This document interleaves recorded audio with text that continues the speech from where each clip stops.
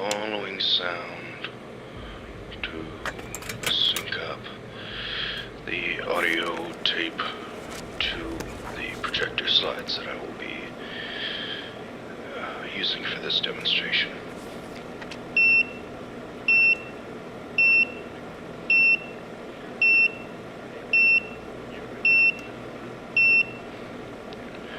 I've been requested to read through this document based off this transcript I've been provided with.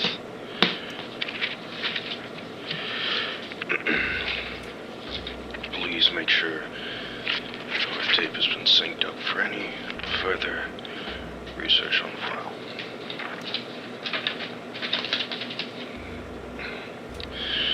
The reading will begin now. My name is... I'm a researcher and medical examiner at the facility, and we've been ordered not to record any auditory evidence of the following experiments. I've convinced my commanding officer to allow me to write these logs, as I need some form of documentation for my thesis. As previously stated, these experiments are not my idea. However, I believe they can be used to help end this war. Torture super soldiers, I don't care. Any means necessary.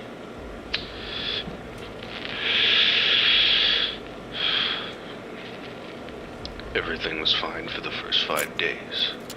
The subjects hardly complained, having been promised, falsely, they would be freed if they submitted to the test and did not sleep for 30 days. Their conversations and activities were monitored, and it was noted that they continued to talk about increasingly traumatic incidents in their past. The general tone of their conversations took on a darker aspect after the 4-day mark.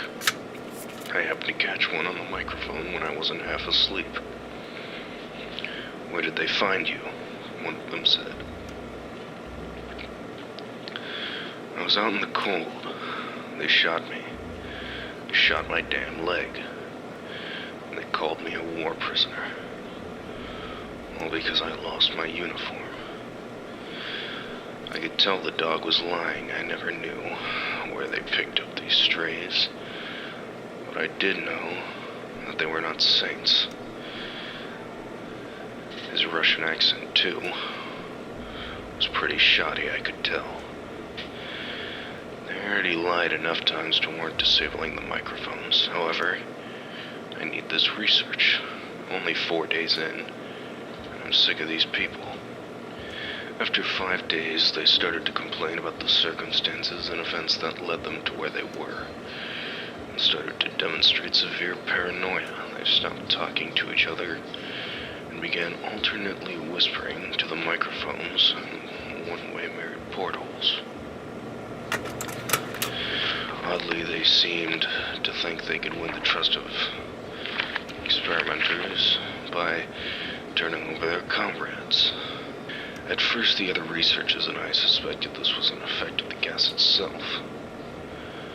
One of them said, the one in the corner knows the weapons knowledge. I'd like to note that the dialogue here is severely broken up.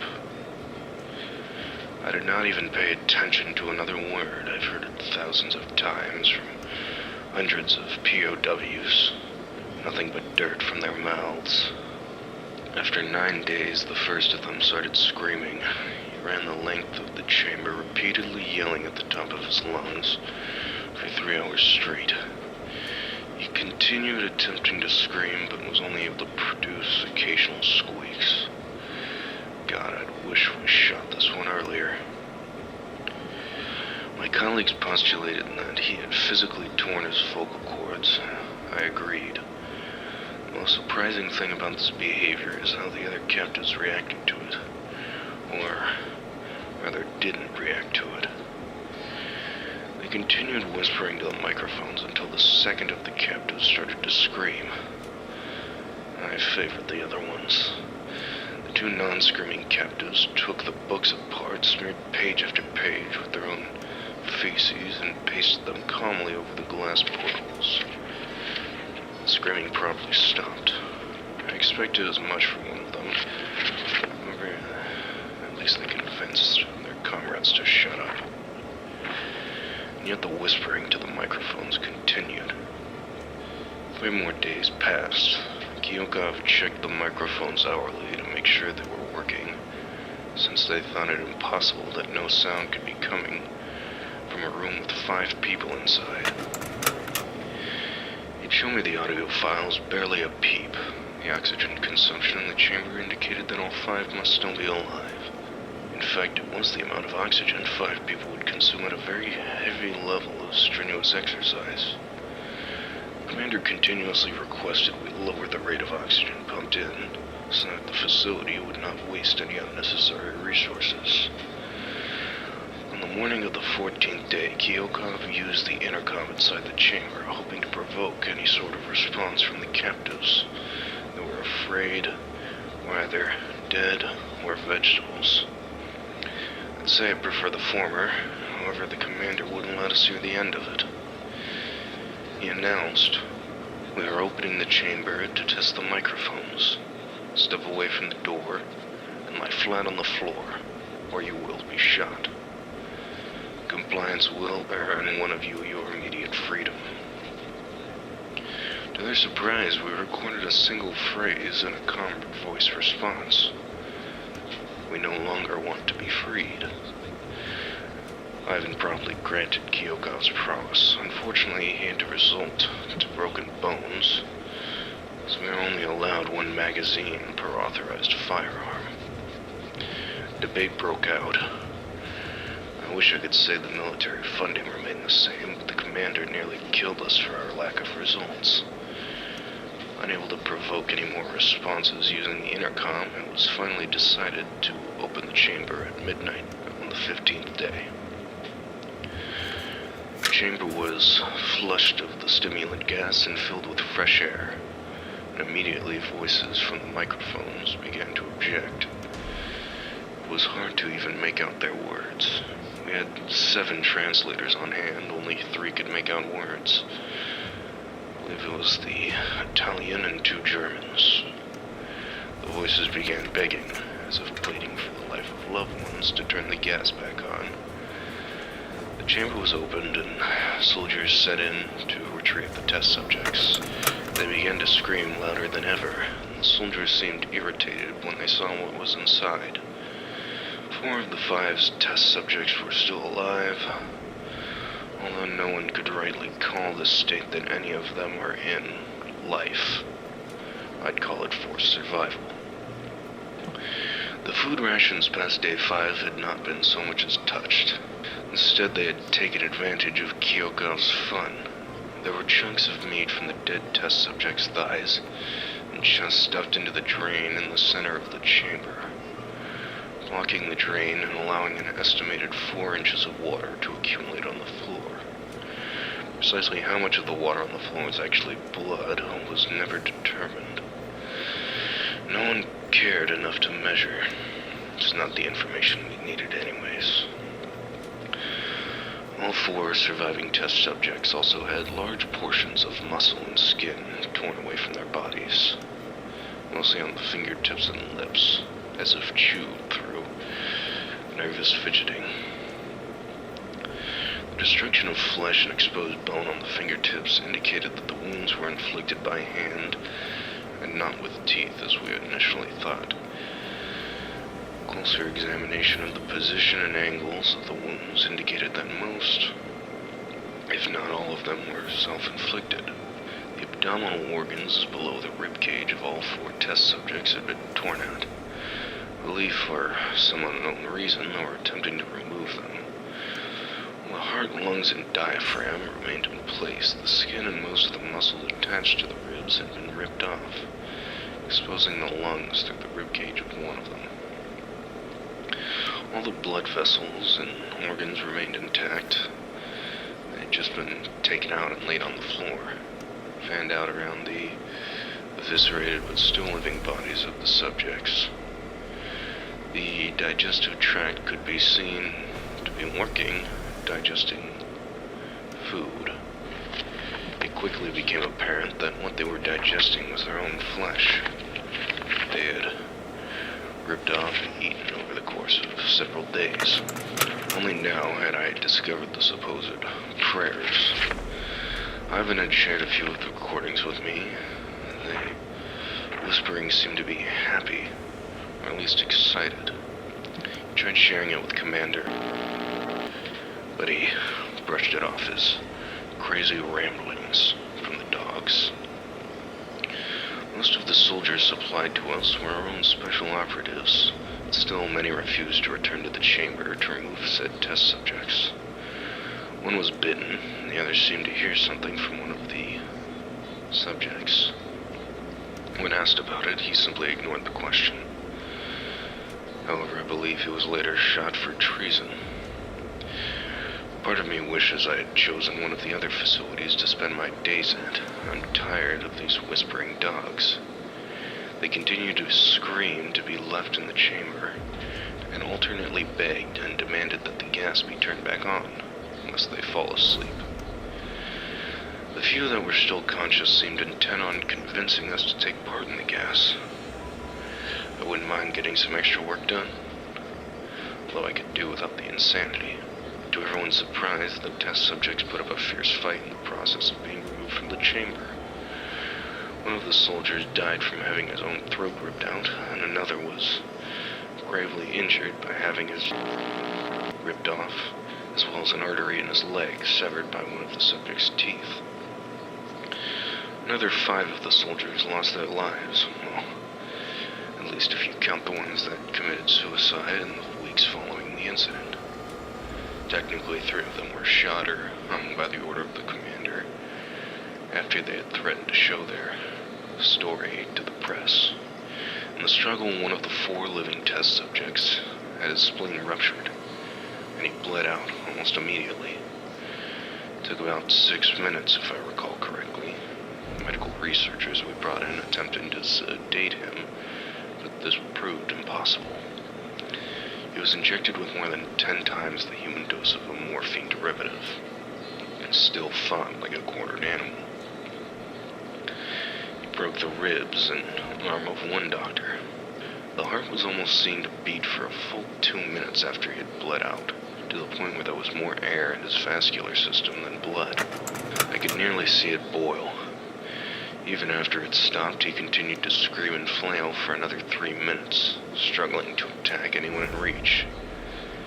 He just kept repeating the words, "Good dream," over and over, as he grew weaker and weaker, until they finally fell silent.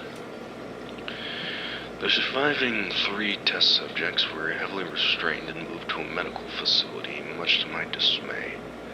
How am I supposed to record the following weeks with even less equipment? The 2 with intact vocal cords continuously begged for the gas, demanding to be kept awake. The most injured of the 3 was taken to the only surgical operating room that the facility had. In the process of prepping the subject to have his organs placed back within his body, it was found that he was effectively immune to the sedative that they had given him to prepare for the surgery. The doctor pestered us, blamed us. Apparently, we had overdid the amount of gas used. Still, it proved beneficial in the long run. A soldier with these effects could continue to fight, even when horribly injured. The subject fought furiously against his restraints when the anesthetic gas was brought out to put him under. His broken bones didn't help. He managed to tear most of the way through a 4-inch wide leather strap on one wrist, even through the weight of a 200-pound soldier holding it as well. I'd say his exposed bone made for a good makeshift saw against the leather. It took only a little more anesthetic than normal to put him under. The instant his eyes fluttered and closed, his heart stopped from 200 ppm to 0 in a moment. The author noted here, in the autopsy of the test subject that died on the operating table, it was found that his blood had tripled the normal level of oxygen. Our commander used this as more evidence for our failure to provide results. The muscles that were still attached to his skeleton were badly torn, and he had broken 9 additional bones in a struggle to not be subdued. Most of them were from the force his own muscles had exerted on them.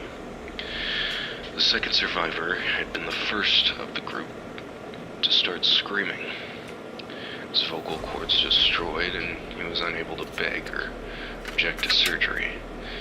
He only reacted by shaking his head violently in disapproval when the anesthetic gas was brought near him. He shook his head yes when Kyokov suggested reluctantly they try the surgery without anesthetic.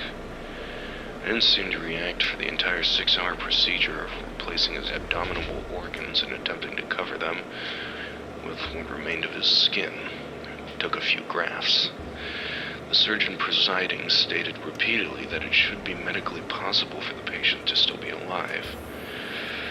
One terrified nurse assisting the surgery stated that she had seen the patient's mouth curl into a smile several times whenever his eyes met hers. I disagree. They'd lost their lips days ago. The woman was probably just new. When the surgery ended, the subject looked at the surgeon and began to wheeze loudly, attempting to talk while struggling.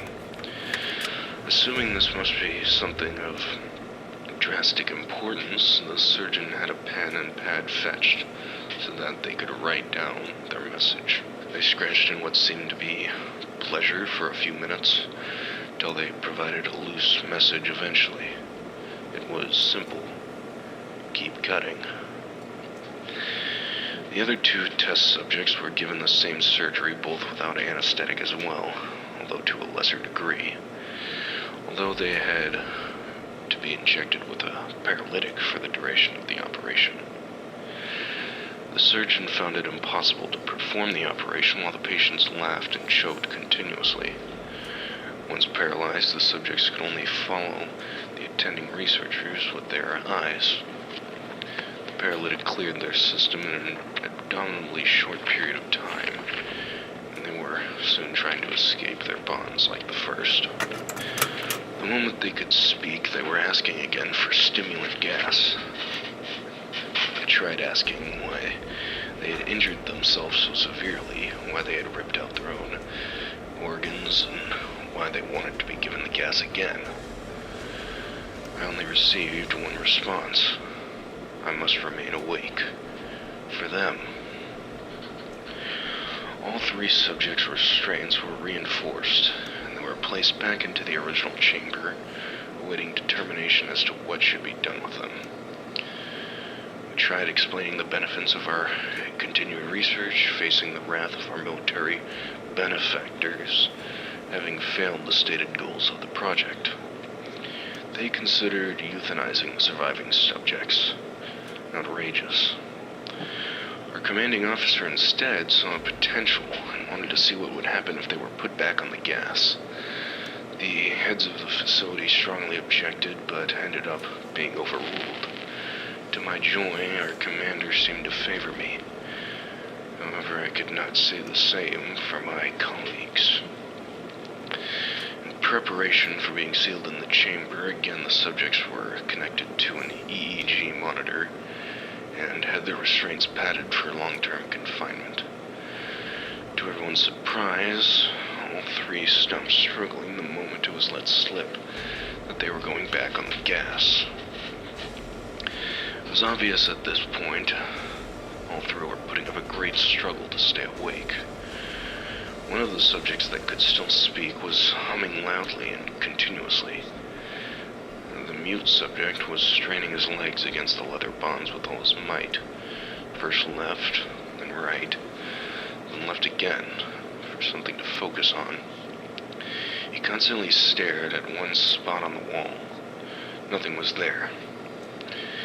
He had clearly gone insane, doing nothing but bowing his head to it repeatedly. The reigning subject was holding his head off of his pillow and blinking rapidly. Having been the first to be wired for the EEG, most of the researchers were monitoring his brainwaves in surprise. They were normal for most of the time, but sometimes flatline inexplicably. It looked as if they were repeatedly suffering brain death before returning to normal. Something I could not find was keeping them alive. As Ivan focused on the paper scrolling out of the brainwave monitor, only one nurse saw his eyes slip shut at the same moment his head hit the pillow. His brainwaves immediately changed to that of deep sleep, then flatlined for the last time as his heart simultaneously stopped. His smile faded, and when the nurse opened his eyelids to check his vitals, they seemed like that of fear, or perhaps disappointment. The only remaining subject that could speak started screaming to be sealed in. His brainwaves showed the same flatlines as one who had just died from falling asleep. The commander gave the order to seal the chamber with both subjects inside as well as the three of us to ensure a more detailed description of the following days. Kyokov immediately drew his gun in response to this and shot the commander in the leg. I tried to calm him, but he didn't listen. He requested quite bluntly to be released from his contract. When the commander suggested otherwise, he shot him point blank between the eyes. He then turned the gun on the mute subject and blew his brains out as well. Kyokov must have inhaled some of the gas when he entered the chamber. The subject that he killed seemed to stop bleeding, as if all the blood in his body was being used for something else. Kyokov pointed the gun at the remaining subject, still restrained to a bed, as the remaining members of our medical and research team fled the room. I followed, knowing that there must be a leak somewhere. Before I left to report the events to our leads, I swiped a headset so that I could continue to monitor the inside of the chamber. I could still hear one of the microphones inside. I won't be locked in here with these things. Not with you, Kyokov screamed at it. What are you? He demanded. I must know. The subject stared blankly. They'd only accept us, the subject mumbled. Then, if I recall, the tone shifts. I almost thought it was a different voice at first. We are you. We are what lurks within all of you, begging to be freed at every moment in your mind. We are what you hide from in your beds every night. We are what you sedate into silence and paralysis when you go to the nocturnal haven where we cannot tread. Kyokov paused, and I could hear him aim at the subject's heart, and he fired. The EEG flatlined as the subject weakly choked out one more phrase. So nearly free.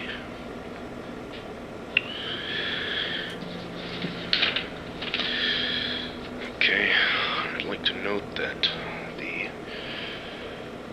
accounts seem to continue after this. However, our translator was unable to make out anything due to the pages following destruction, or perhaps loss during recovery.